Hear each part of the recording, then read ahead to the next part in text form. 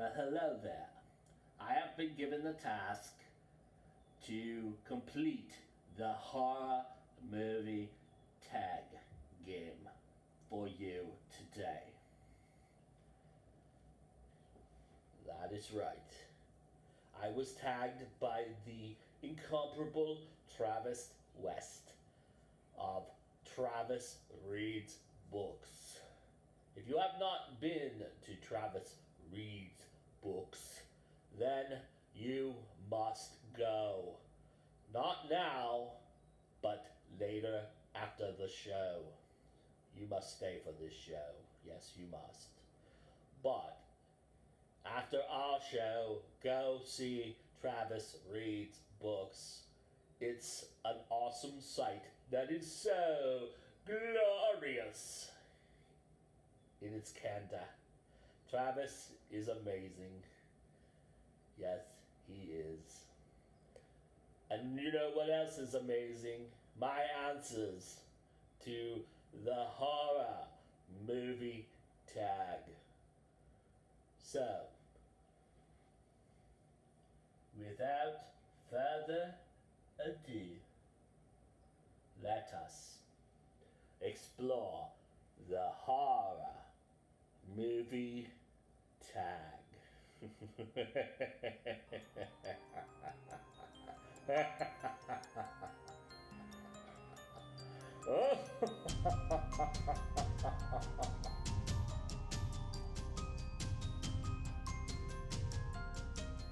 I had a vindictive babysitter who thought that at 7 years old, she would scare a young Joe Compton by playing The Exorcist. But a little to her dismay and shock and awe, this Joe Compton, all of 7 years old, got riveted by the movie, ended up sitting down right in front of the TV, eyes wide, looking up and just marveling at it. I think I scared the hell out of her.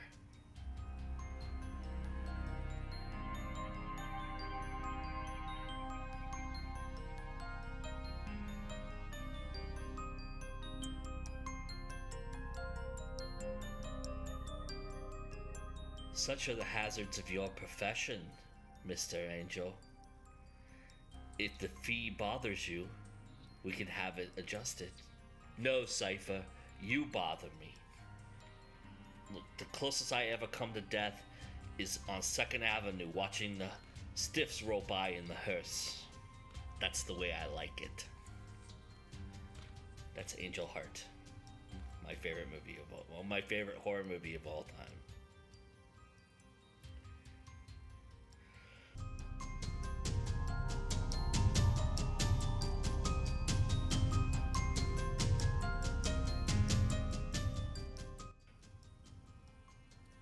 I have to say, I think psychological horror is probably the one that I embrace the most, the one I like. I like things that are internal and make you think and kind of try to freak you out with, you know, play with your mind. I like all that kind of stuff. That's probably my favorite.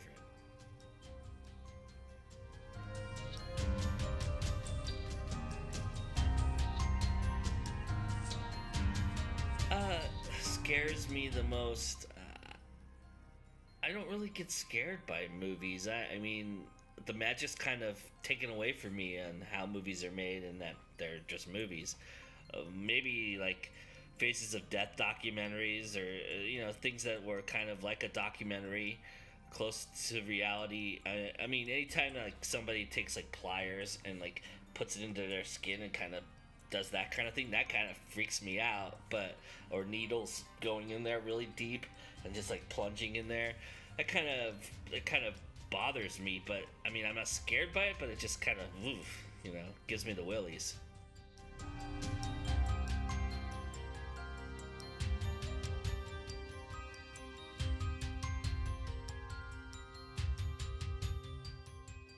Ironically, it's not a horror movie. I think the last movie that actually scared me was Fantasia. I was 3 years old. I don't remember it at all.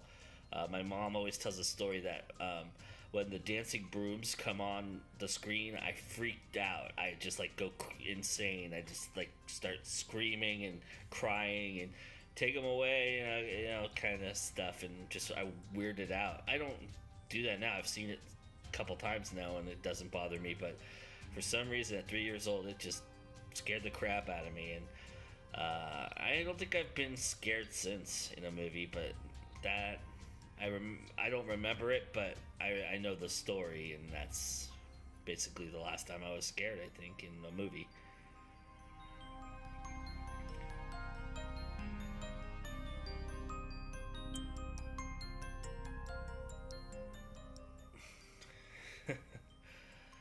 Oh man, probably Tippi Hedren. I mean, Jamie Lee Curtis probably is one that filled my childhood pretty well, but Tippi Hedren, I think, was the ultimate scream queen in my opinion, and I think without her, a lot of what Hitchcock tried to do didn't work. So I would go Tippi Hedren.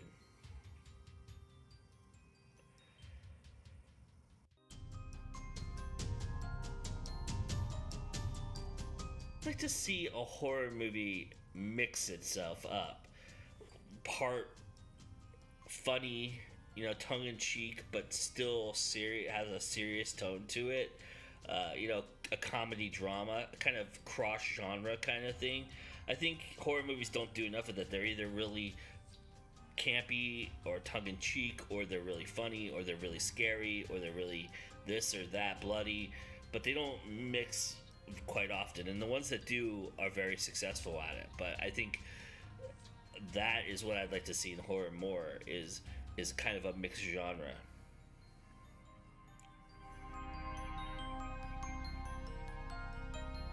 Friday the 13th Part 7, The New Blood.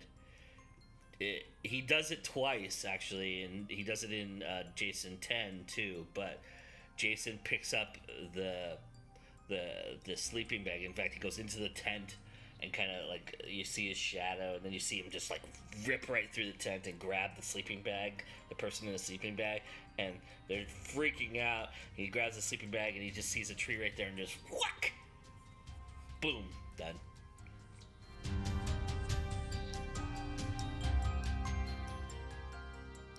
Evil Dead.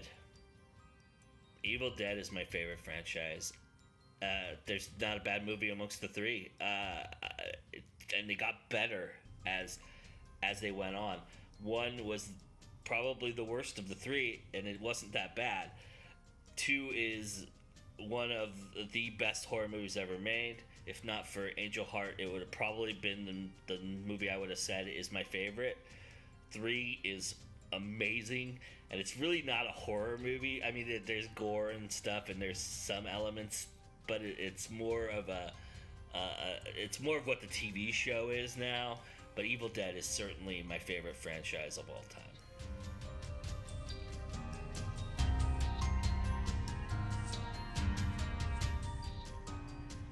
It's got to be Hitchcock. Alfred Hitchcock is the quintessential horror director, and I know that a lot of what he does is psychological thrillers, but you look at Psycho, you look at Rope, you look at even Vertigo to a certain extent had this element of, it was this scary element to it. I mean, Hitchcock really captured, you knew how to use shadows. He reinvented the way you write a horror film. I mean, killing a main character in the first 10-15 minutes of a movie. Actually, I think it's 20, but doing that, I mean, all these things were Hitchcock's invention, and they were frowned upon when he tried them, and they work so well, and they're so amazing. And I don't think there's not a horror film director out there who wouldn't say they weren't influenced by him at all. So, Alfred Hitchcock. Thank you, Travis, for tagging me in this horror movie tag game. I enjoyed it very much. And what do you say, folks? Shall we start our show? Yes, it is always time to go indie now.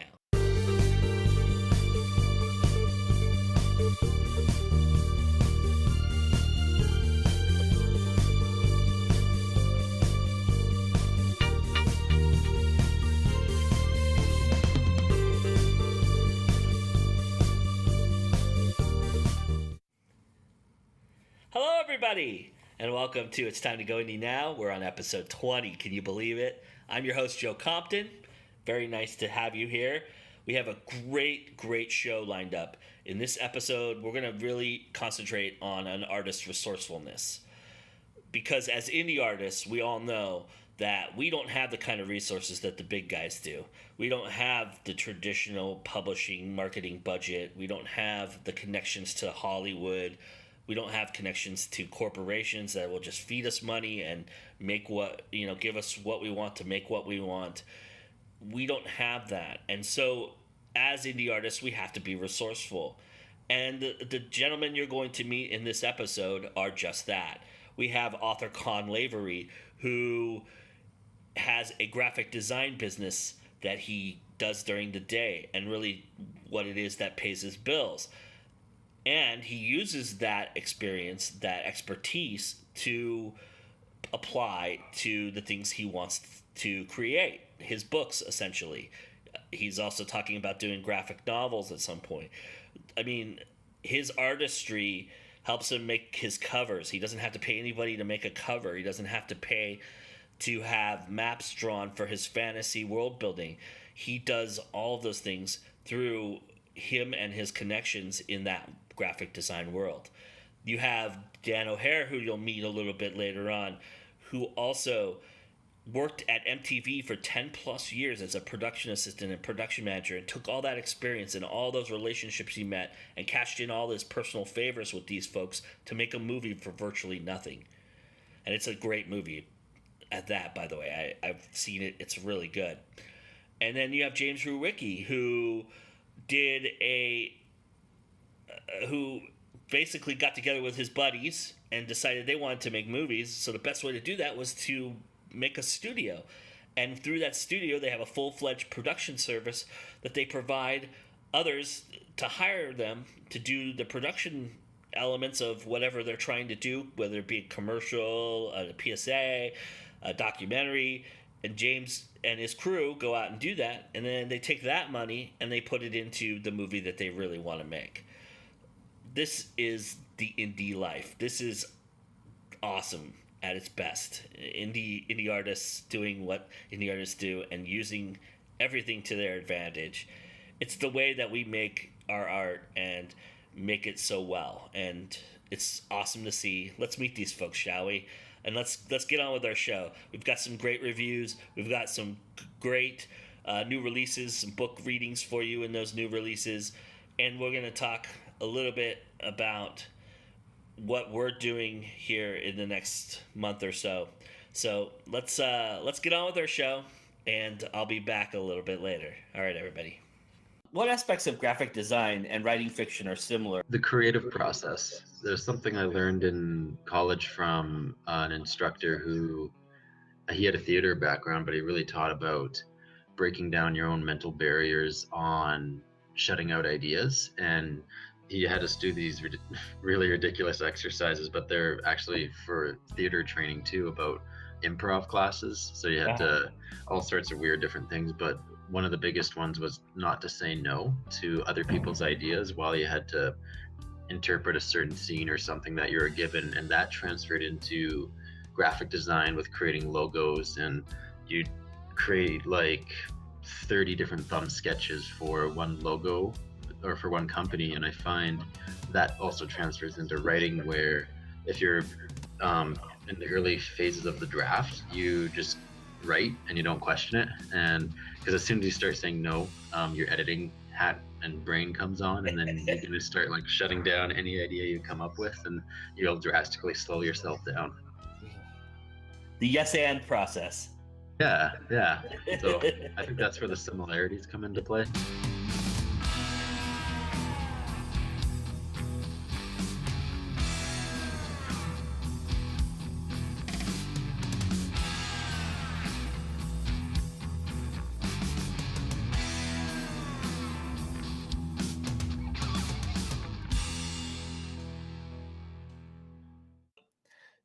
So you're a pantser then. You write. You're not, or do you plot? What is your writing process? I do plot quite a bit. Okay. And then some of that free flowing stuff I found helped when I was participating in NaNoWriMo, which is actually coming up right away here, and that's how I wrote my last two manuscripts. One that I'm currently just finishing up, and then one that came out in 2016. And that was a weird process because in NaNoWriMo, you just have to jump down and start writing. And that's when I had that aha moment that all creative things are kind of the same deal, at least in the initial brewing phase where you just have to do stuff and then figure it out. But I ended up going back after NaNoWriMo, and when I read through the first draft, I made chapter outlines, and then I went back and deleted a bunch of stuff, and then shifted all of the chapter outlines around so the narration would flow better and stuff. So it's kind of like I'm using both, but yeah, the chapter outlines are essentially like my Bible. Did you look at a more traditional route first, or was it always I'm going to go straight to the indie publishing?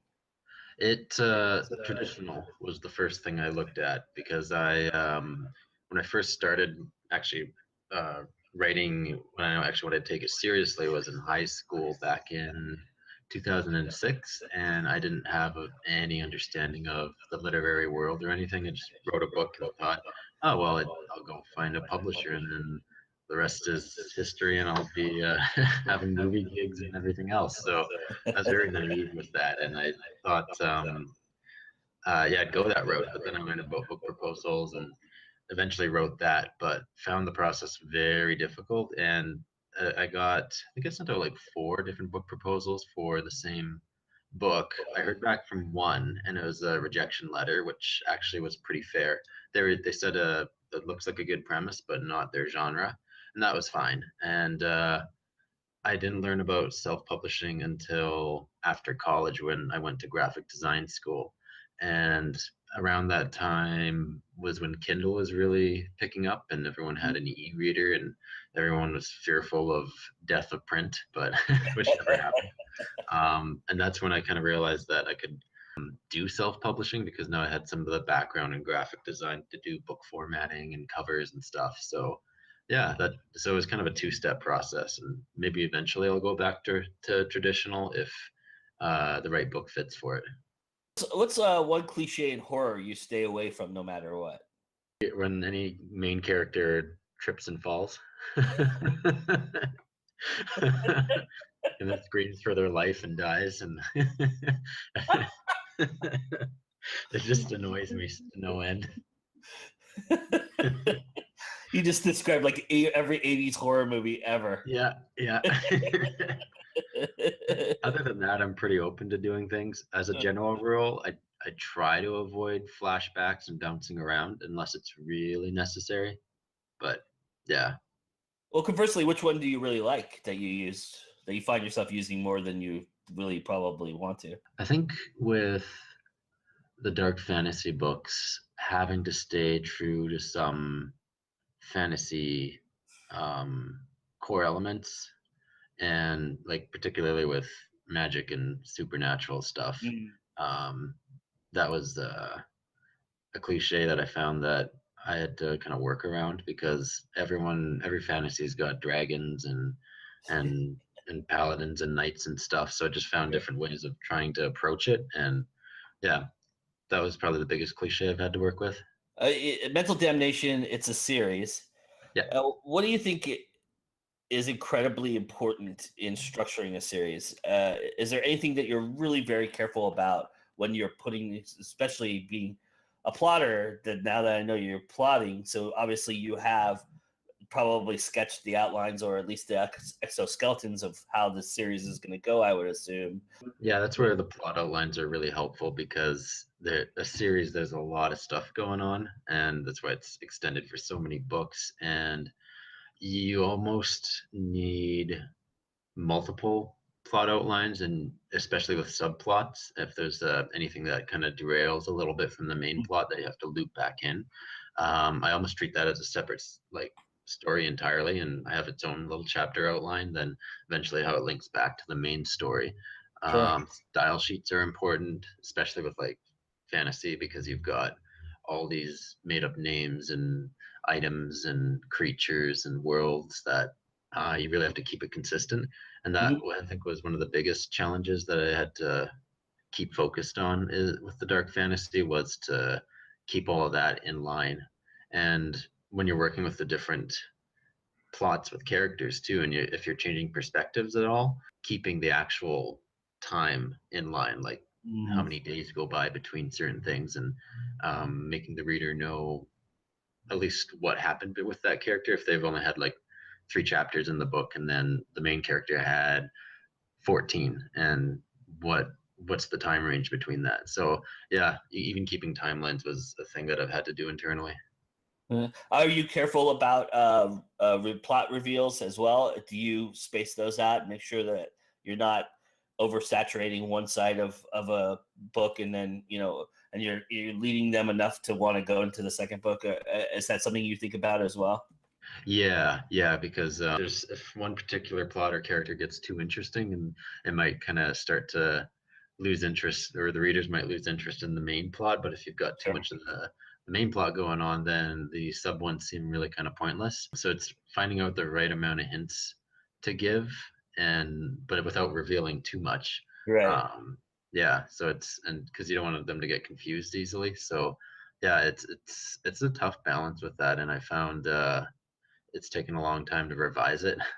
But yeah, because I don't know, it's something that with the fantasy series, is these are the second editions, because there was the first editions that came out prior, and they had some of that inconsistency with narrative, where like the second book had a lot of the main character Krista, but the subplot of Darkwing trying to find her didn't have a lot of chapters. So I had to go back and just kind of take all the chapters from book 3, that is coming out actually next year, but the original book 3, and move some of them back into book 2, just so there's a balance between Krista and Darkwing. That kind of leads into my next question, which is, what did you learn from the first book that you've now applied to the rest of the books? It seems like you learned quite a bit. Oh yeah. From the first one in 2012, I learned a ton about cliches again, that you shouldn't do. One of them is that having the introduction chapter, well, not even be called introduction or prologue or something, but when you just get into like a massive history lesson about the world and whatnot, and that's exactly what I did. So yeah, and it's the concept of showing and not telling. I was just telling the reader, well, this happened and this happened, and they're these guys, versus showing where it's like you're living through the main character and experiencing this world. So that was the biggest thing that changed from the first editions to the second, and just more in depth with some of the characters' thoughts. And that's a tricky thing with fantasy, because a lot of the time you get so invested on building this world that you forget that there's actual people in this world, and have to be believable. Live through the characters so the reader actually feels invested and involved when something actually happens to them. And that's the way they learn the world, is with the character. I would imagine as a graphic designer, you got some kind of extra pleasure out of maybe building the world a little bit, making maps and things of that. Is that fair to say? Yeah. Oh yeah, maps are a lot of fun. And coming up with the covers and stuff and finding up new ways. Yeah, it's a lot of fun. Along those lines, what's one tip you can offer someone that may be looking to do their own cover, but may not have a degree like you do in graphic design, but maybe have a little bit of knowledge of the software? I mean, we're not talking about someone who's never done anything before, but maybe maybe they have Photoshop on their computer or something to that effect. What's one simple tip you can give them that would help them out? Color schemes, I think, is one of the biggest ones. Learning a little bit of color theory is helpful. And then there's a few sites online, like one's called Adobe Cooler, and that people submit a bunch of color palettes online. Yeah, and even just looking at nature too. That's something that always works. For some reason, nature always has a good color scheme when you actually just step back and look at a forest, or look at a park, or mountains, or a desert. Everything just really matches. So yeah, color schemes, I'd say, is pretty important. What do you like about being indie? Freedom, kind of like why I do the graphics as a contractor too, because it's I kind of get to call all the shots and on my terms, which it says a lot, and it helps get my mind thinking creatively. And I also like, I think because of the graphic design background, I'm a very picky person when it comes to design, and I get to decide what the covers look like. uh, what do you think horror movies have done right that the horror novel hasn't quite grasped yet? I had this discussion actually a while back with some friends. We were discussing about certain things that just can't be expressed through words, that are missed out, like because horror is always playing off of fear, and Yeah. fear can be triggered by different senses of the human form, and something that you can never get across through books is sound. You can describe it, but there's certain things in horror films that just sound gross or disturbing. Ever you can do a good job of describing what's going on, and then the reader will really kind of come up with their own sounds. But if you want some chills or to shock someone, yeah, that can't quite be described in a book. Conversely, is there something that novels do that you haven't seen in a horror movie yet? I would say you can mess with someone's brain a lot more. You can actually really get to their core and make them feel uncomfortable, and that's pretty cool.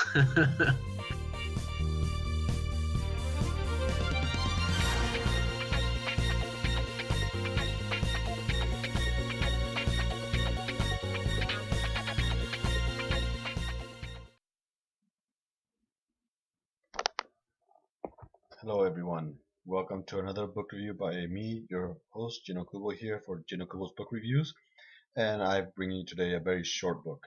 I mean, an extremely short book. It's such a short book, it's amazingly good. Right there, let me get this up here for you. Jeffrey Archer, A Wasted Hour, exclusive free short story, the brand new collection Telltale.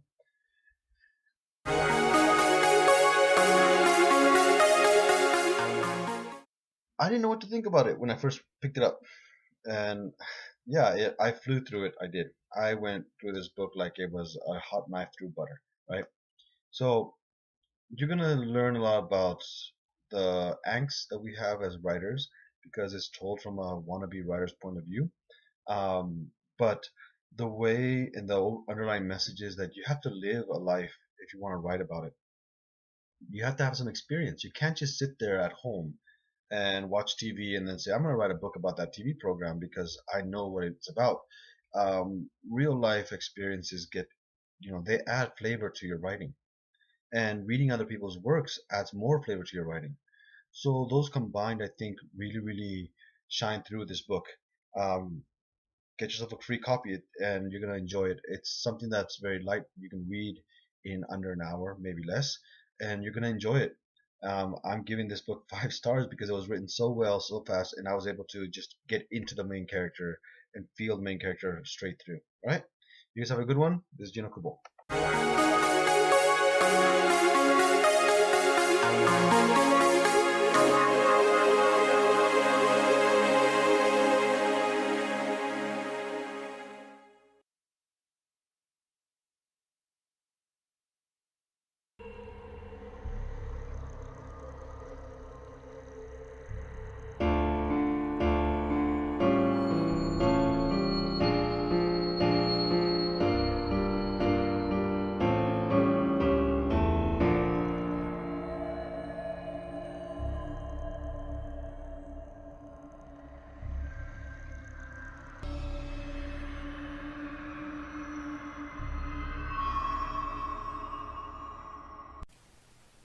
Hello, all you GoIndieNow viewers. I'm A.F. Stewart. I'm a writer of horror, fantasy, and poetry. I'm from Nova Scotia, Canada. And I'm here today to introduce you to my new horror poetry book. Yes, horror poetry is a thing. Anyway, so here it is. See? Oops. Oh, there we go. On camera. Horror Haiku Pas de Deux.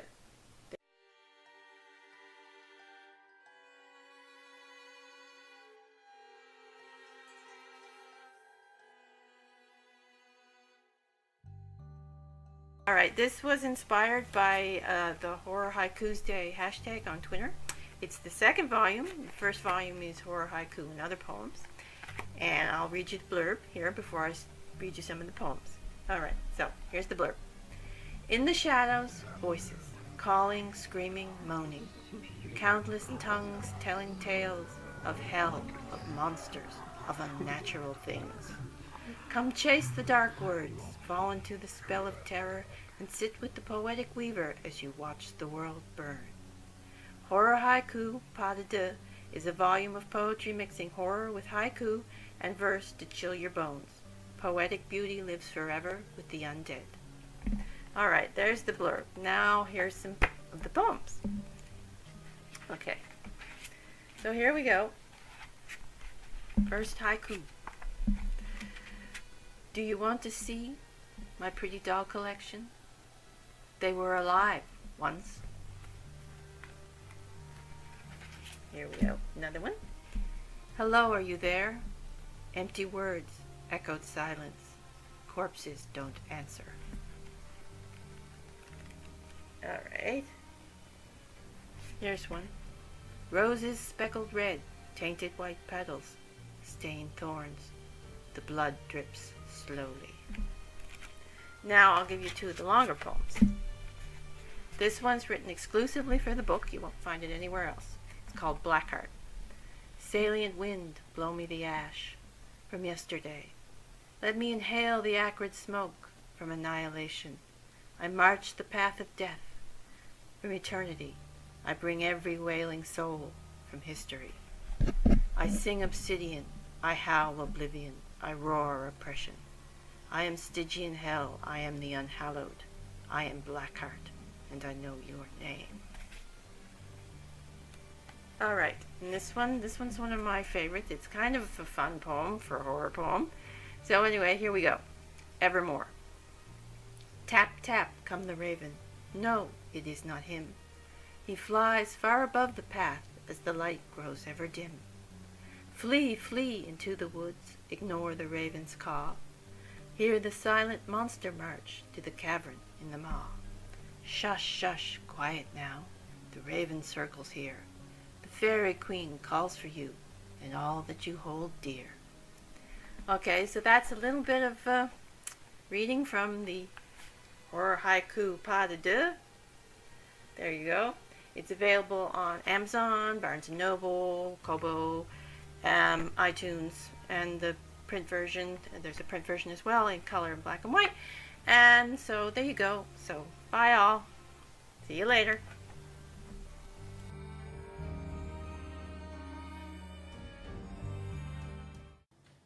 Hey guys, we have a special excerpt from At Any Cost.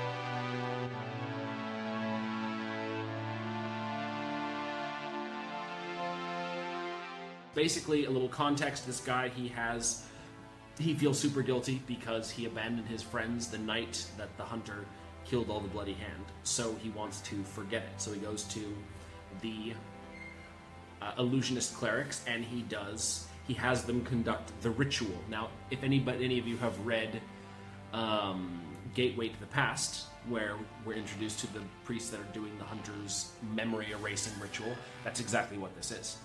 And now the priest warns him, if it's not done just right, there can be some side effects.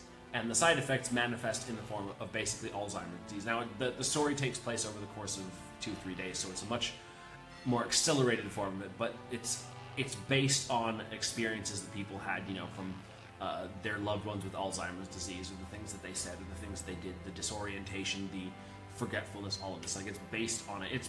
It's like someone whose brain has been deteriorating. Instead of over 5 years or 10 years, it's in 2 or 3 days. So that's the context. So here we go. After him! The heresiarch shouted curses faded as Naylor darted between the decaying shanties of the beggar's quarter. For years, he and his crew had used the twisting, turning alleyways of Lower Veramis to escape the slow-witted guards. They'd never catch him in here. The stolen purse clinked in his breast pocket. He'd have enough to cover the illusionist cleric services with a bit extra to spare. The last 2 months, Edda had endured more than any wife ought to. She deserved something special. After tomorrow, everything would change. He slipped through the narrow space between Mick the Tanner's and Master Harn's smithery, twisted through a gap in the crumbling wall, and wriggled into a hole he'd prepared for this precise purpose. No one in the Bloody Hand had matched his skill at escaping sticky situations, probably why he alone had survived. A funereal gloom hung over the Varamian cemetery. He slipped in solemn silence through the rows of headstones. Most bore simple inscriptions. Few in lower Varamis could afford the fancier grave markers common among upper Varamians. But here and there an ornate monument rose from the manicured grass. The caretaker, a man whose shoulders remained straight and strong even into his 8th decade, nodded. "Evening, Naylor. All's well?" "Aye," Naylor returned the greeting. "Etta sends her best." Timmins grinned. "Shame she don't send any of that banana pie she knows I love." "Next time, Timmins," the caretaker mumbled an inaudible reply. With every step deeper into the cemetery, Naylor's feet grew heavier.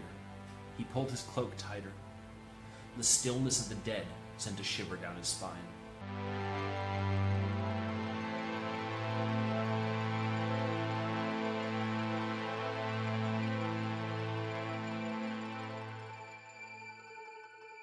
That's it for me tonight. Thank you guys so much for watching.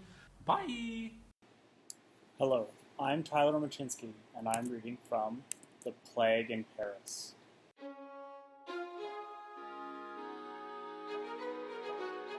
Book written by me, coming out November 2017. We're starting at the beginning. 1. A gentleman doesn't equivocate. Our tribulations began, as I suspect many have before us, taking a boat down the Seine. I had been in the service for Thomas Hildebrand for a few years and had enjoyed it. Unfortunately, you've most likely heard of him due to the penchant of the British for scandal and for generally being close-minded. This was, however, our first foray down to the continent. He had found both the airs and the culture of London to be ill-suited to his temperament. It might have been imagined, but as soon as we arrived on the coast of Calais, it seemed like he perked up, not unlike a tropical plant being placed in a conservatory and given a healthy watering. It was a subtle thing, but it seemed that he held his morning newspaper more upright, like the leaves of a plant, and that his top hat sat at the slightest of angles. For my master, it was the very epitome of rakishness. We had made the journey by sea instead of by air. It had not been to save on costs by taking the slower option, but rather to take the safer. Mr. Hildebrand had become concerned with the nature of air travel years earlier during an accident in the Crimean War. He was no coward, but rather prone to his own eccentricities, as are all gentlemen. I had been tasked with drafting letters in advance of our travels, ensuring that we had proper accommodations upon our arrival in the City of Lights. It is a good thing that I had written out the details and directions to our hotel, for I found myself utterly unable to hold their details in my mind when the city rose upon the horizon. Paris can be seen, even from a great distance. The great iron towers of the city, both those that are lived in and those that serve as docks for the many zeppelins that service the city, are the first thing that looms in the distance. Those zeppelins and other airships float above the city, looking like clouds that some artist has reimagined using his most raucous selection of colors. As we drew ever closer, we'd see the glinting and shimmering of the sun's reflection off the metal band that served as an exterior skeleton for each. The farmland that surrounded the city shifted and changed as we drew closer. The furthest reaches of the city were the estates of untold nobility and royalty from the continent, extra homes that they kept near this great hub of the world, places for them to come and be seen at society around which everything seemed to turn, despite Britain's protestations to the contrary. It was said that even the newest Grand Prince of Prussia held a house here with extensive lands for hunting. Mr. Hildebrand spent his time primarily below deck, somehow plowing his way through a periodical that we had picked up on the coast, despite the roar of the steam engines and the gentle rocking of the ship. I spent my time at the railing, attempting to steal a glimpse of these households. They were different from those we had come from. Those that dotted the English countryside were squatter, almost sinking into the land and taking on the earthen tones of ruddy browns and sandy greys. The great manors that could be glimpsed beyond the occasional small docks were brilliant whites and appeared to be gilded with gold.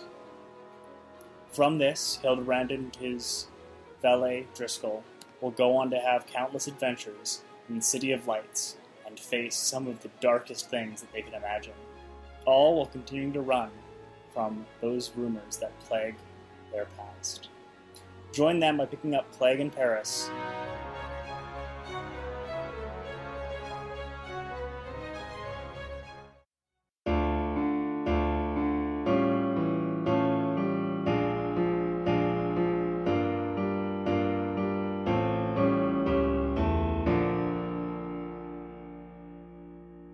You started your journey as a production assistant. What are some of the things you learned and picked up that helped you to get where you are now? Well, it's funny. I technically started my journey as a producer, but on a truly independent film. A friend of mine wrote a screenplay, and I said, "Let's just shoot it. Let's just make a movie." And he's like, "You don't get it. It's much harder than that." I'm like, nah, we'll just do it. We'll just make a movie. Come on, how hard could it be? And then I found out, and about halfway through filming, and it was like a trailer to try to get money. It never went anywhere. But about halfway through the filming, someone introduced me as the producer, and I didn't even know what that was. I had no idea. I was just like, I don't know what producers do. So that actually was my first experience. But because of that, someone's like, "Do you want to work in this business?" And they got me on as a PA. Met a producer basically a VP at MTV in a bar, and I was telling her how smart I was. And I was like, "I'm too smart for this business," and she's like, "You're hilarious." I'm like, "No, I'm not joking. I'm really super smart." I was kind of drunk, and so she's like, "I'm gonna hire you. You're really funny. I'm hiring you." I'm like, I'm telling you, I'm too smart for this business. I ended up working for her for 10 years, and I've never worked for anyone else even close to that. I hadn't even worked a full year anywhere at one specific place. So I worked at MTV for 10 years, and that was a great experience and taught me a lot about production in general. I went from being a production assistant on one shoot to a production coordinator on the next shoot to a production manager on the shoot after that. And then about 3 months later, I was a producer there. And there was one of our prop guys was there. And he's like, every time he'd see me, he'd be like, "What the hell?" Like, what? He'd like look at the call sheet. Like, what? Are you a producer? Like, how did that happen? You were just a PA. So, and I was a terrible PA. Like, I was a very surly, I was big, and so I carry stuff, but I also love sitting on the truck and reading, books and smoking cigarettes and staring down anyone that I didn't think, I liked. So, and that happens. You start as a PA and you're super excited, and happy and fun. And then, you get to the point where you're just surly and mean. But the producer of rehearsal, one of the producers, is Yuri Tendrowski. He's a first AD, a DGA first AD now. And he and I were truck PAs together. He actually taught me everything I know about the business. And, the combo of the two of us is some big, smelly, surly guys. So, which is what, to me, I have a great deal of nostalgia for that time as well. So sure. All this experience kind of, helped a lot in terms of making a movie. The biggest thing that helped was I was owed a lot of favors. I did a lot of favors for people, and if someone was making their own movie, I'd show up and I'd help out. If I was remotely available, no matter what was going on, I'd be sure to show up. I was there from the morning to night. So because of that, I was convinced that I could make a movie for $0, and that's what rehearsal was an attempt to do. So.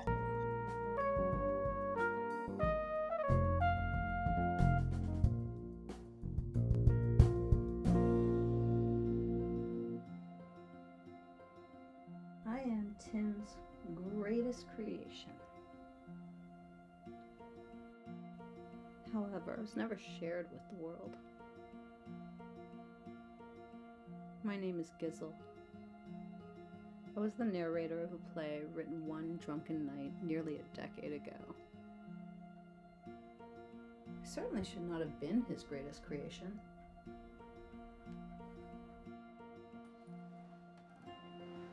But Tim is now a winter garden. The play was never given a real title. It was only called Play 1. And there were 3 characters. Yours truly, Jim. One guess who that's supposed to be. And a girl named Claire, who represented clarity and the voice of reason, society, Jim's dead mother, and his best friend, Daniel Juden, who he always bags on in his creative work because Daniel's, well, you'll meet him. Tim was recently fired from the bar he worked in, and now he's at another crossroads.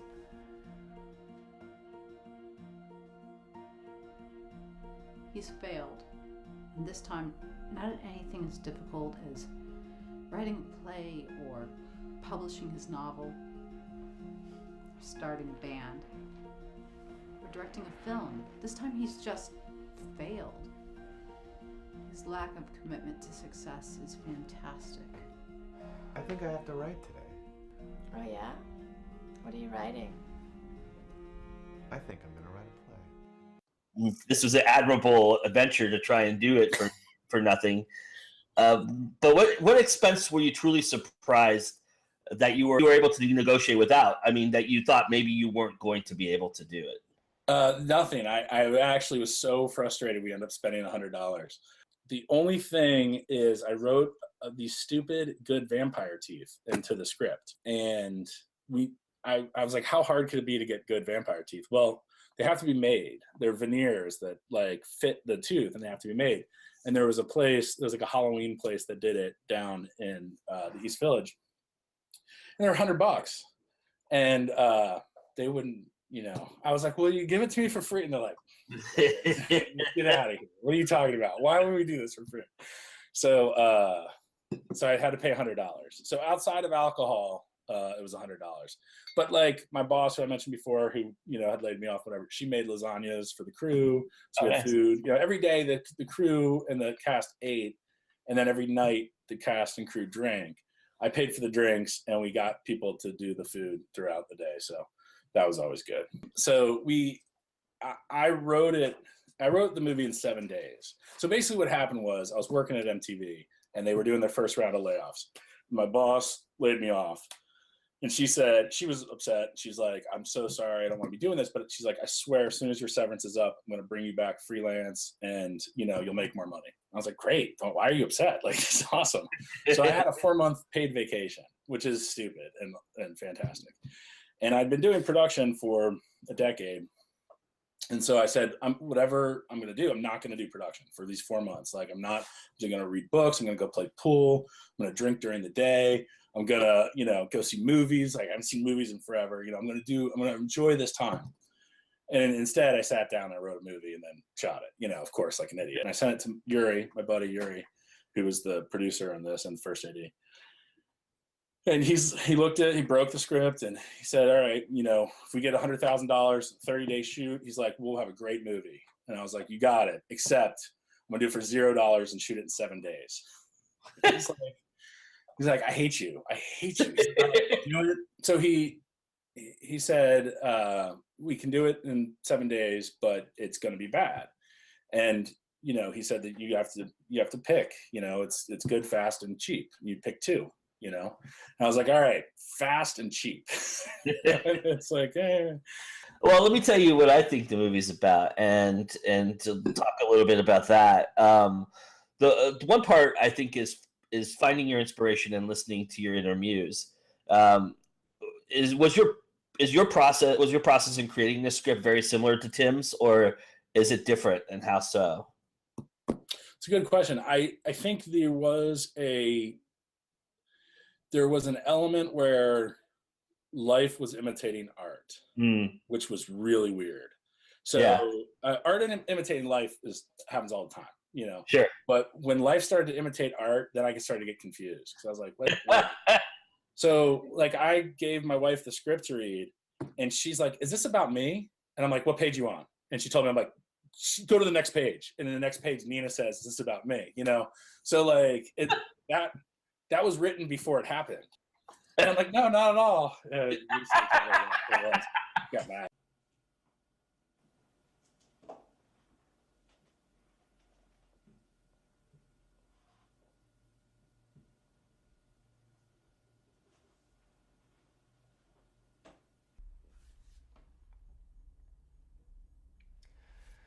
Things aren't going very well, are they? I don't know if I can even tell anymore. What's changed? It's just hard to know what I'm doing with my life when you never know what you're doing with yours. I don't understand. We should both be living our lives, but together. So, what are we doing? Where are we going? Where do you want to go? Don't leave it up to me to decide what you should be doing with your life. I'm not. I'm asking. Where do you want to go? I made a lot of mistakes. I learned from those mistakes for sure, but I think I needed to make those mistakes the way that everyone does when they go through a process. Absolutely. And I love the fact that it shows Tim making mistakes. You know, like that's one of the things that I knew I was going to make mistakes. I just know what. Right. So you know, the other part of the movie, in my opinion, is the circumnavigating the fear associated with an artist trying to put themselves out there. You know, regardless of perception, reception, or acceptance, Tim is one of those guys that just wants to put stuff out there. He doesn't care what happens after it's out there. Do you think that is the utmost major factor in artists stopping artists from being artists and being successful, is that they worry about all the external things that are going to happen when they put their art out? Definitely it's a factor. I don't know if it's the number one factor. I think it's something that leads to doubt for sure. And obviously doubt is the enemy of an artist. But I got in an argument with a friend of mine who's a DP. Didn't work on the movie, but I've worked with him in other movies and produced a couple things he's directed. And I'm like, I don't care if I'm the only person that sees this movie. And he's like, that's the stupidest thing you could say.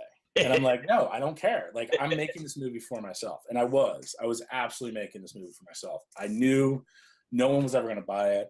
I didn't expect it to get into festivals at all. It's gotten to 4 festivals, but it's been rejected from plenty more. And I totally understand it being rejected from festivals. Like, it is not at all what you're supposed to make for a movie.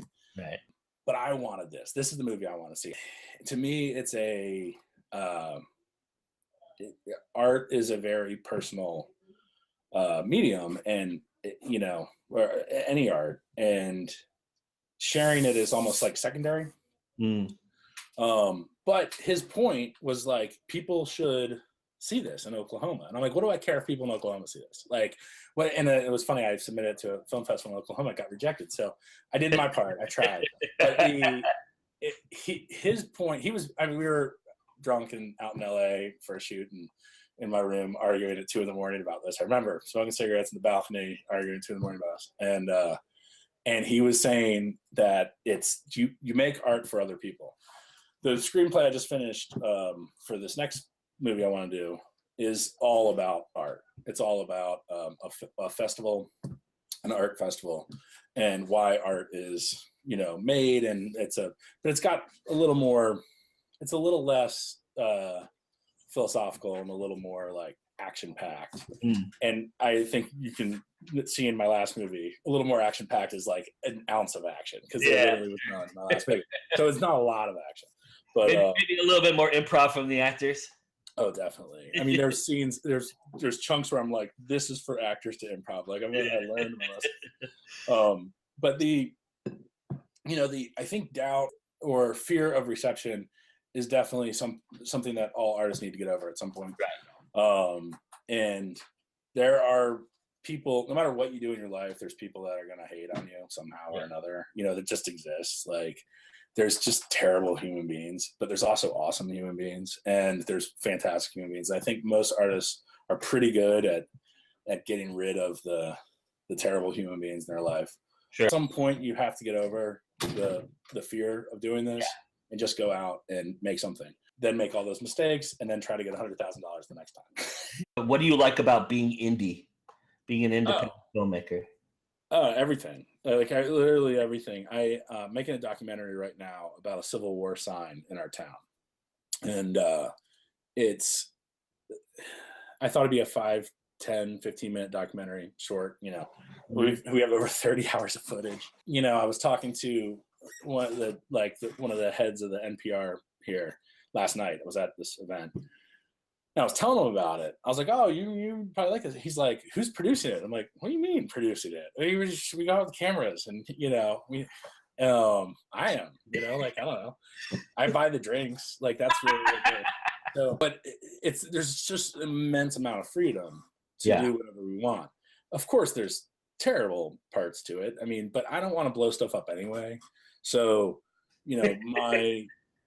my most expensive film, if everyone was working for scale, my most expensive film's not going to be more than $2 million.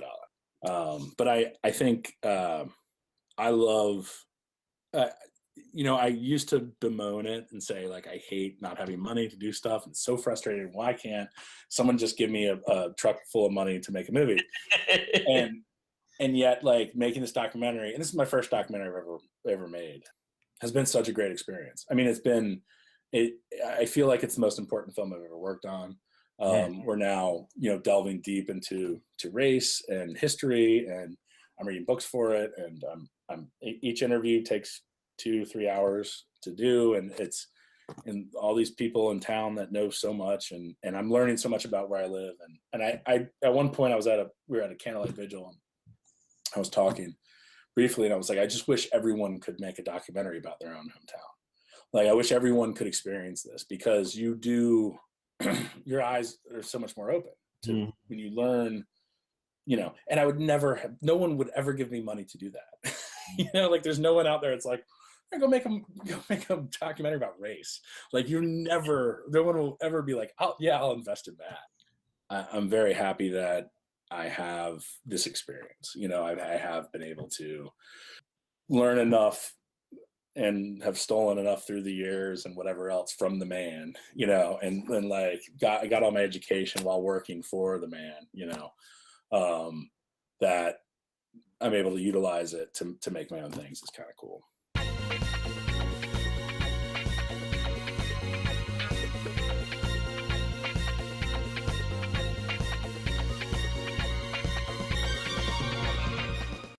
Hi, Jason Greensides here. It's Halloween, so this month I want to do a horror film, so I want to recommend The Beyond.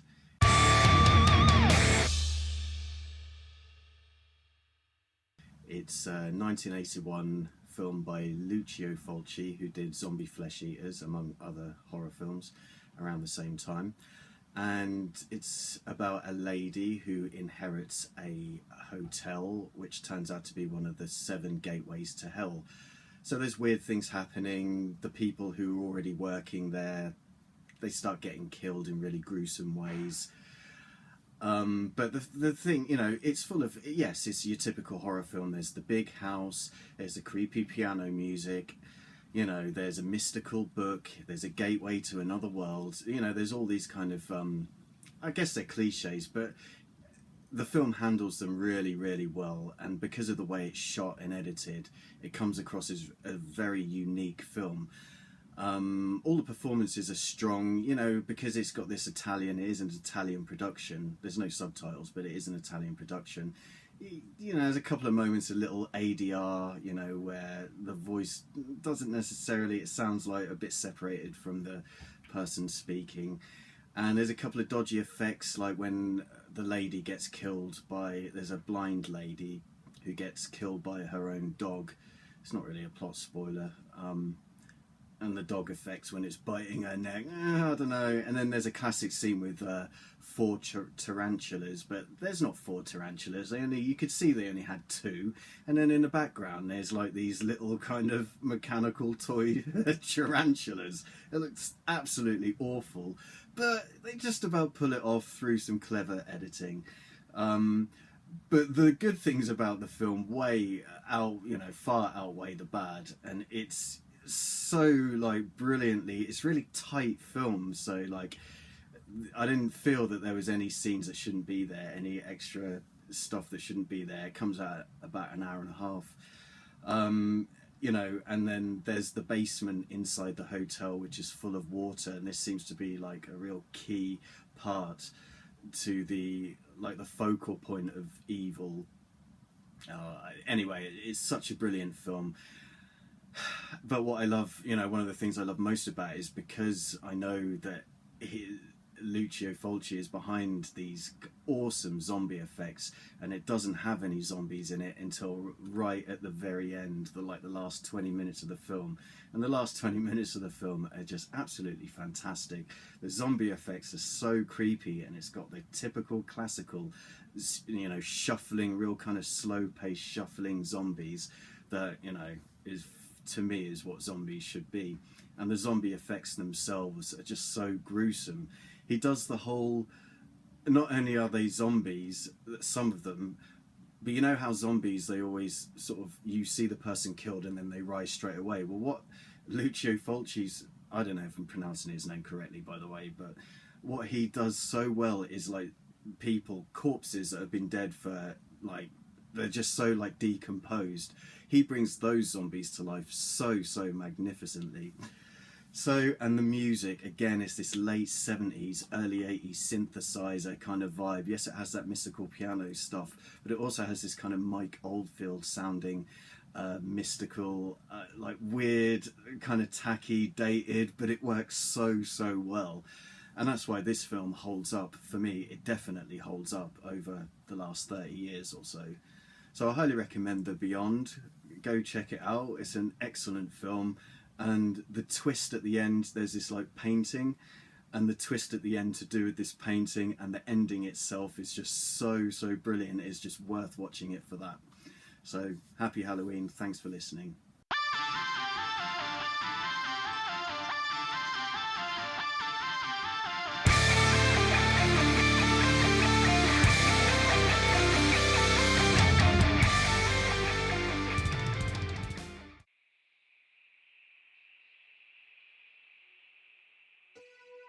You're someone who started like around the early 2000s, kind of the same as me. I made movies at about that time, and I'm wondering, and then you didn't do a movie for a while, and you came back to it. So I'm wondering, was the process different for you, and how much different was it? It wasn't a matter of choice that I waited this long. It was, I had a lot of different things going on with my old studio, with my partners. We had, I was doing live concert films. I was doing documentaries.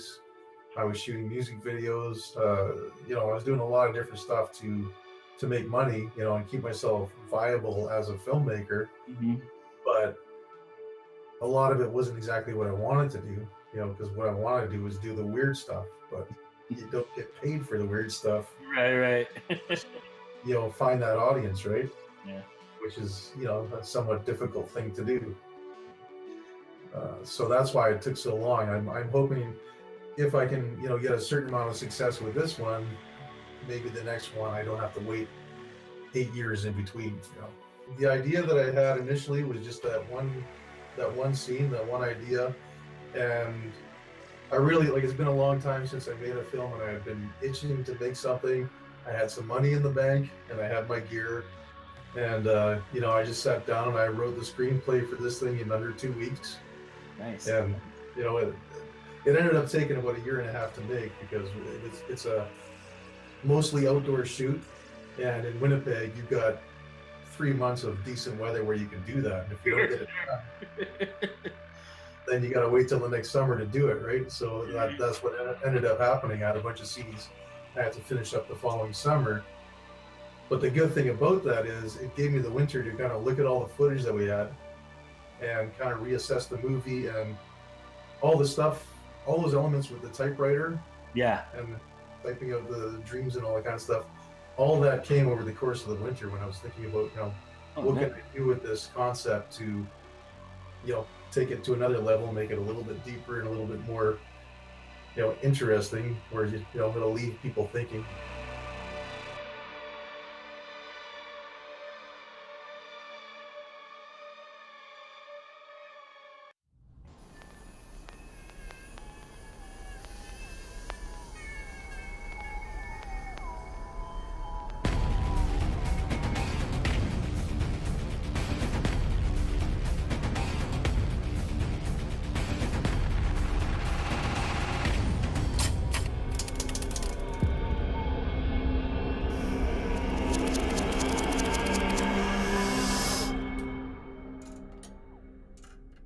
So you you were meticulous about your pre-production. How long? How do you storyboard? Did you draw it out, or did you just work out the shots?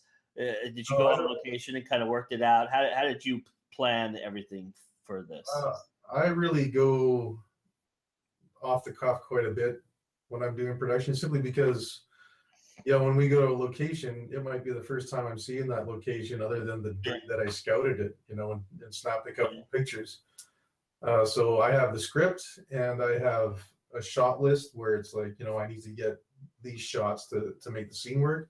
And from there, it's like, you know, I'll set up the first shot, I'll pick my frame, we get the lighting done, and we just go. Using like you use long master shots, you use tracking shots and shots that had a larger frame. Was that intentional so that you could Foley some sound effects or add ADR? Did you do any of that after the fact, or was it all done in the context of when you were shooting it in production? Well, there was a lot of sound design afterwards. You don't have a big budget, you know, you got to think about, you know, how can we imply something horrific, you know, without actually having to show it. And and the way that I've done that in the past is using sound. You know, it's because you can make sound. It doesn't cost a lot of money to make horrible sounds. Yeah. And if you're good at it, if you got a good ear for it, you really create a lot of tension. And once again, working with a really small crew, half the time we were either hiding lav mics on the actors, or when we had a guy with a free hand, he was booming the, you know. So I mean, for the most part, we got pretty good on-set sound for the dialogue. Most of what you hear is stuff that we captured on set, but everything else, all the other sound, is all sound design that we did afterwards. And a lot of the stuff that we were doing, we actually used Foley sound libraries. Oh, nice. You know, just because it was, you know, he's outside a lot, he's running around, and trying to Foley outdoor footsteps on, you know, going from gravel to wet grass or whatever is pretty hard to do. But you go into a Foley library and you pick up your footsteps, and within your EDL, you can, you know, put the footsteps everywhere they need to be, and it actually becomes a lot easier to do it that way than to actually try to Foley it. So there was very little actual Foley work we did. Most of the stuff we were doing was just audio editing and, you know, using the libraries that we had available to us. I also went out and recorded everywhere that we went. I took a 2-track recorder and a parabolic microphone, and I recorded all the environments that we had. Nice, smart. You know, 'cause we were filming by trains and stuff like that a lot, and I always wanted the sound of the trains, like that mechanical sound, to kind of be in the background. Yeah, sure. So we took those sounds and I stretched them, I manipulated them, I put them through massive reverbs and stuff just to really create that haunting Lynchian type of soundtrack. You know? Needless to say, I'm a huge fan of Lynch. So for my first movie, Agrisomnia, we gotta, you know, it's always, I mean, getting good reviews is great. But sometimes when you get a bad review that accidentally gives you a great compliment, that's kind of nice too. Because this one guy who reviewed it, and he said, "I don't like these kind of movies. I hated this movie. I thought it was a piece of garbage, but I have to admit, the sound was amazing." And it really got under my skin.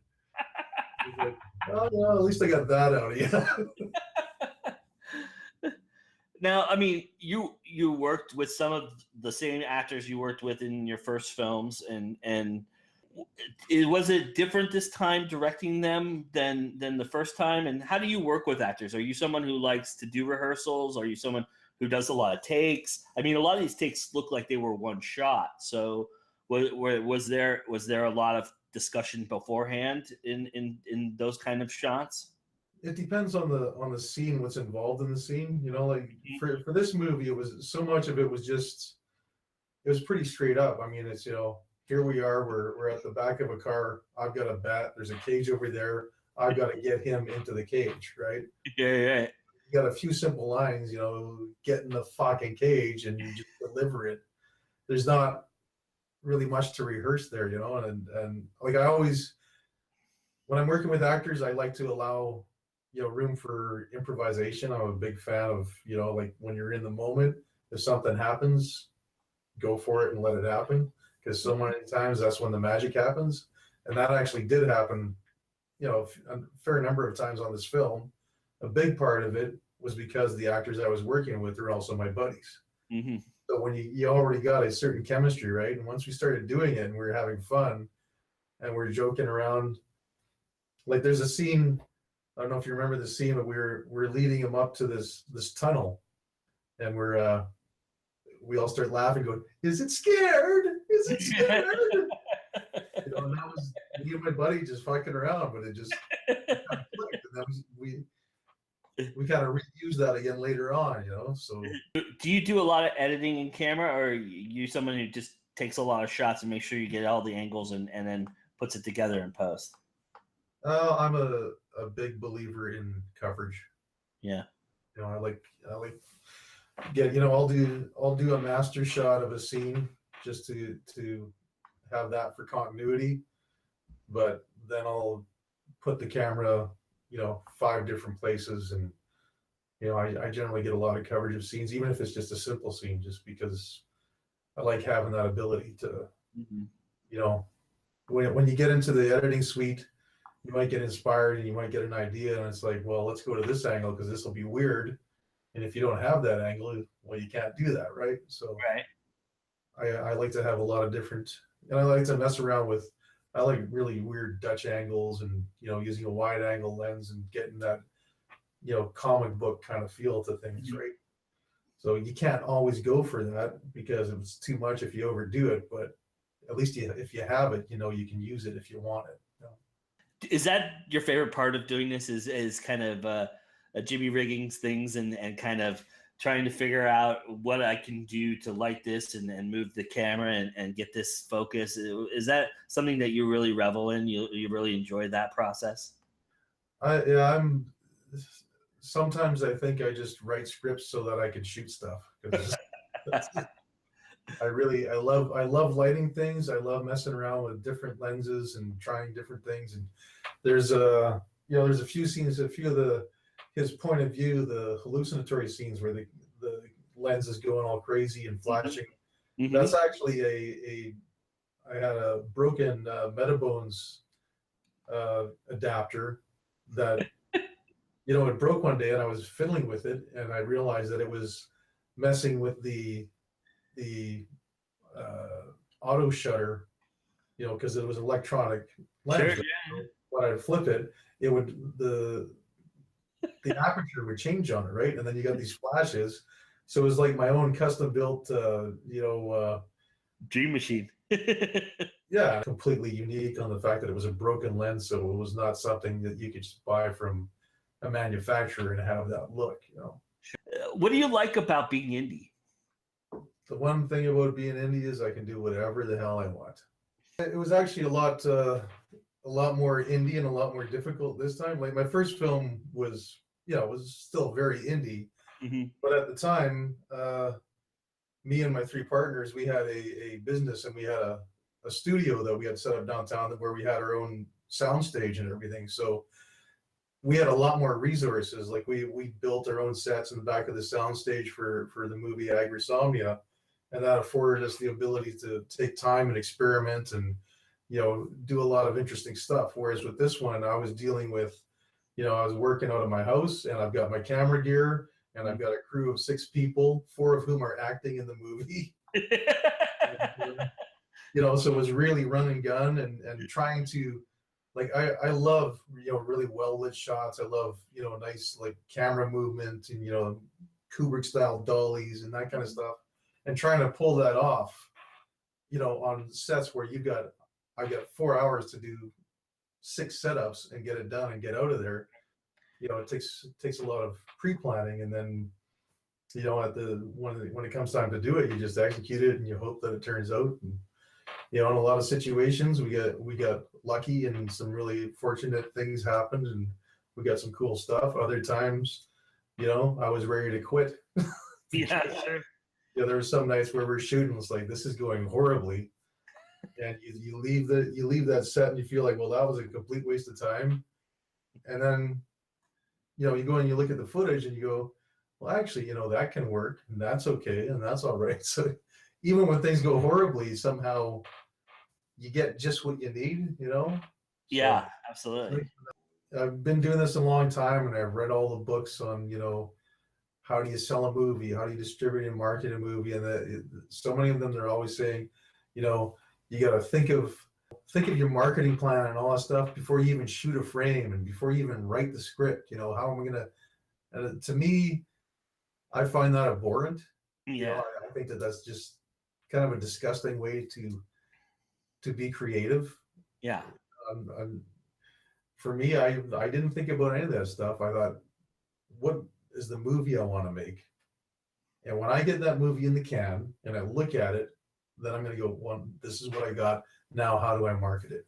And I know that goes against all advice that they give you, in filmmaking circles these days, but I guess maybe I'm old school. I don't know.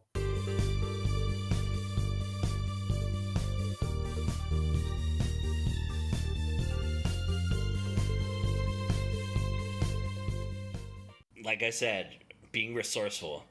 And, one of the things that we can do as a community, as a platform, is offer all the people that we have in our resource bank to help all of us further our art. And that's what we're kind of doing here in the month of November. We have NaNoWriMo coming up, and we have a big support group out there. So if you are doing NaNoWriMo, thinking about doing NaNoWriMo, and you're watching this video in time, even if it's during the month of November, if you check this out a little bit later on, the support group's going to be up the entire time and a little bit after that. I'm sure maybe even further after that. We may keep it open for a while. But it's an open group. You're welcome to join. I'll post the link in the description box so that you can go to it at any time and be a part of it. We've got tips and tricks, and we're going to have writing sessions. We're going to have, polls, and just have great discussions and great encouragement. It's a safe space to write and do this.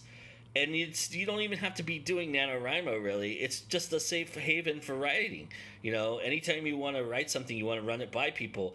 This group is very encouraging. They're great. The people that we've already signed up and been a part of it. It's an awesome group, so definitely go check that out. That's our NaNoWriMo support group. And like I said, you don't have to be doing NaNoWriMo to be in it. If you're writing stuff at your own leisure, we'll keep the group going as long as people want to indulge in it and use it. I'm totally fine with that. That's awesome. So we've got that happening. Also in the beginning of November, because of the holidays and it becoming holiday season and more family time oriented, we're going to kind of do a lot of stuff at the beginning of November. Although the flagship show will not change its schedule. It'll be the last Friday. But we have another Indie Insights coming up for you. Marnie Kate has another episode coming up very, very soon. We also have our live panel discussion show in November is going to happen on November 10th. We're going to have like an indie appreciation day as well. So we're going to celebrate being indie artists. Cassandra Pentikoff, who you know from A Novel Connection, has put together this event. It's a 3-day event where her, myself, and CL Cannon, who has been on our show before, been on This Week in Indies, are running a day. My day, I believe, is November 10th. I'll double check that. But on that day, we'll be doing takeovers. We'll be doing giveaways. We'll be doing our live panel show, which I have some folks from Creative Edge joining us to talk about being indie and promoting ourselves as indies. And we'll have that event happening on November 10th. So definitely check that out. It's Friday, November 10th. The panel show will be at 10 p.m. Eastern, like it always is. And then we'll be doing our This Week in Indies. There will not be a This Week in Indies during Thanksgiving week. And then instead we'll have a flagship show that'll drop for that weekend so that you can enjoy that weekend.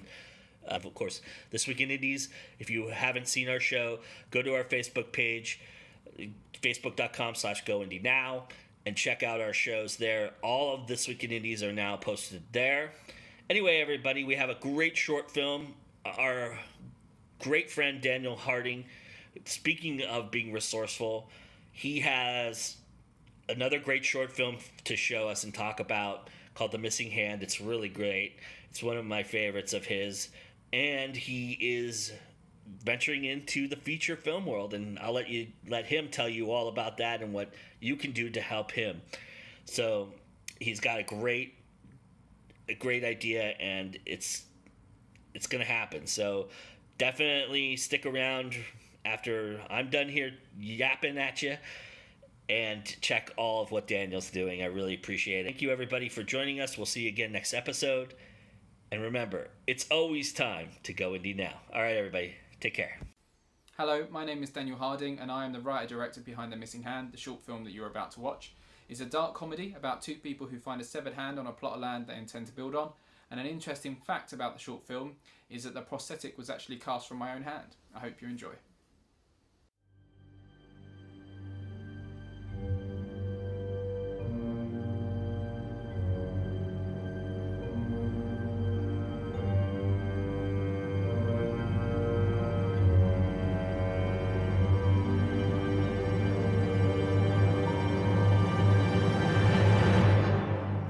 Yep, I reckon we can build all over this, no problem.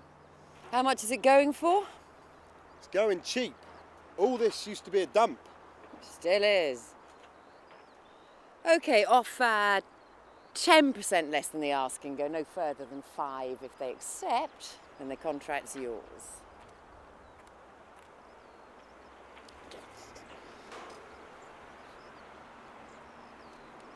Trevor?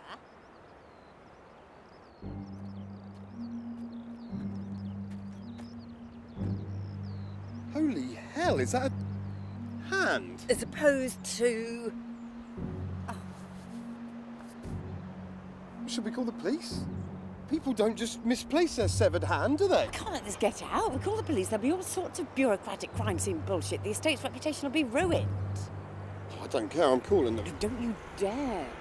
Construction will be delayed for at least a year, I guarantee it. But... Listen, do you want this contract or not? Can we at least try and find out who it belongs to? Check for a name tag? Why does this always happen to me? I'm just trying to help the economy by building some much-needed luxury apartments, and then this happens. I saw this episode of Casualty, and this doc reattached a man's finger.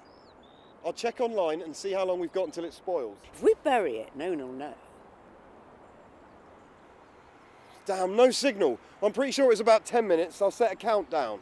Will you stop with that? It's probably been lying there for days, weeks even. There's a wristwatch. 11:02. And the time now is 11:03. Geez, does that mean it's only just happened? And no one will ever know, right? Right. Fuck.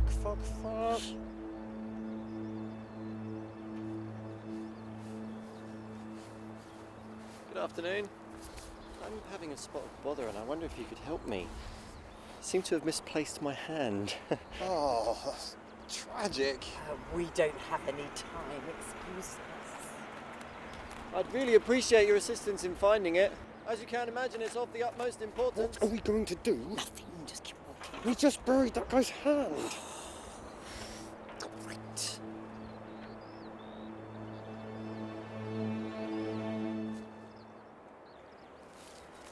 That's all the time we have. I'm sorry we couldn't find it. Well, it appears to be lost forever. Well, that's great. Anyway, it must be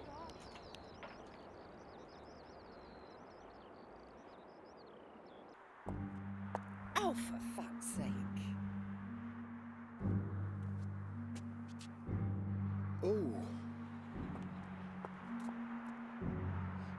Now that you mention it, that guy didn't have much blood around his wrist, did he? That guy had no blood around his wrist. Coincidence? Excuse me, hello, excuse me. Slap him round the face. What? It's what they do in the movies when someone's fainted. Hasn't fainted? I mean, look at that. Oh, okay, finally. You're leaning up against our car. We're already behind schedule, so can you shift it? I need help. Please. We can't leave him here like this. What about his hand? I know where it is, and we've still got 3 minutes remaining until it can be reattached. Will you just stop with the countdown? It's really unnecessary. We still have 3 minutes, damn it. Careful. Well, you're going at it. You'll dice it to pieces. Let's go. What now? Oh, you found it. Please. Hand it over. Oh, and hand it over. That's what you did there. Run! Just get us out there.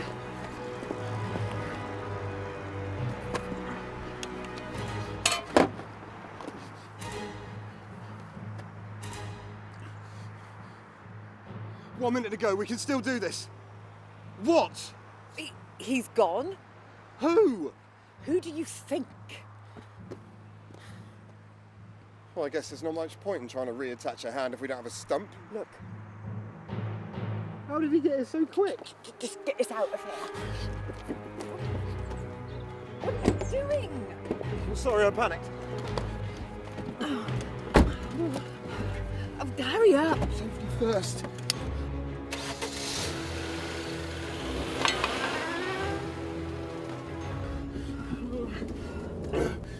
Phew. Where's the hand?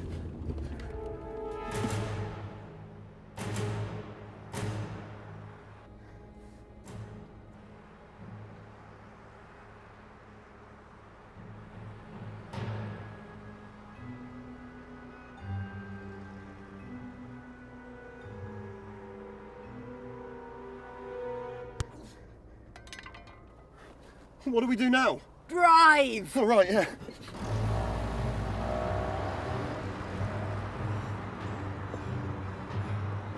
Please.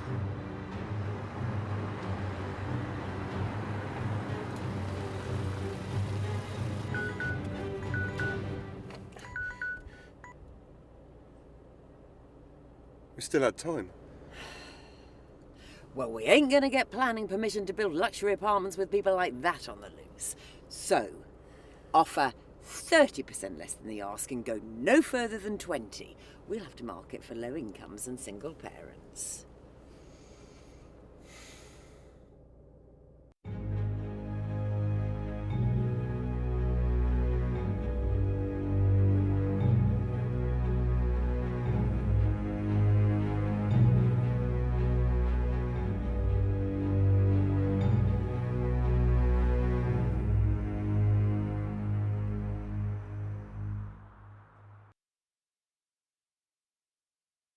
Hello, my name is Daniel and I am the writer-director behind The Cult of Nigel. Hello, my name is Neil and I will be playing the lead of Nigel in the Cult of Nigel feature film. The Cult of Nigel is a dark comedy about a man who believes he's been abducted by aliens.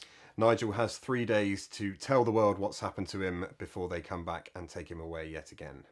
I started working on the film probably about December 2016. I sent Neil a text with the title, The Cult of Nigel, and I think that was just the title. Probably it, yeah. Just the title, no. Knowing that I wanted to make a feature film, I asked Neil whether he would be interested in working with me on something. He said yes, luckily, and then I set about writing the script. It took me about 5 days to write the draft, in which I've then spent the last 5 or 6 months developing the script and honing the story. The Cult of Nigel's definitely got influences from a lot of Coen brothers films. We watched the King of Comedy, In Bruges, American Psycho. That's the kind of humour we're going for, because that's what makes us laugh, yeah, I guess, isn't it? The budget that we need for the Cult of Nigel is to cover essentials, really. We're not trying to throw a load of unnecessary money at this. We need money to cover insurance, location, travel, food, music, post-production costs, festival fees, festival fees, costume festival fees. And this is basic stuff. This isn't We're not being frivolous, and we haven't got, you know, cranes or... No, we're still trying to make a low-budget film, but... This is the minimum we feel like we could do it for, while still making a good decent film in order to make it, in order to step up Exactly. and make it a releasable, watchable feature film.